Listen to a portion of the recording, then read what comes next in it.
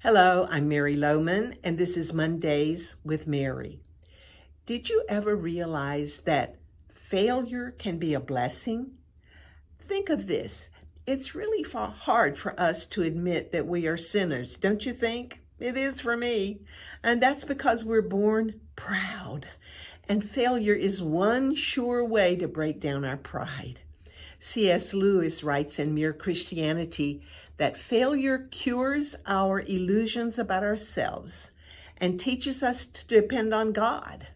We learn on the one hand that we cannot trust ourselves even at our best moments, and on the other that we need not despair even in our worst, for our failures are forgiven. In Luke 22, we see where Jesus told Peter in advance that he would deny him 3 times. And then Jesus said he had already prayed for him that, quote, when you have turned back, he would strengthen his brothers. Jesus believed that even though Peter was going to fail miserably, he could have a comeback. And as a result of failing and coming back, Peter would be able to strengthen his brothers. You know, people may discard us for failure, but Jesus doesn't. People often refuse to give you second chances, but Jesus doesn't. So do you feel as though you've had a fatal failure? Please understand this marvelous truth. Jesus is in the business of restoration and recovery. He will not discard you, just as he didn't discard Peter. Satan meant to use failure to destroy Peter, but God used it to refine him.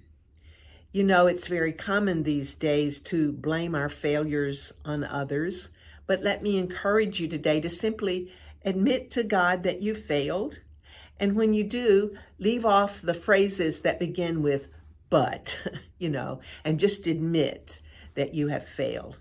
That's called confession. And while it may be true that other people promoted or contributed to your failure through failures of their own, you can only confess for yourself. And until you're willing to be accountable for your failures, you won't be able to recover from them. One of the enemy's most effective weapons is to keep us totally bound by our past failures. Let me ask you, if God has forgiven you, what right do you have not to forgive yourself? I'm living proof of his ability to restore us, as there have been failures in my life that surely could have been considered by some to be fatal, but not by God. I can say with the psalmist, you have turned my wailing into dancing.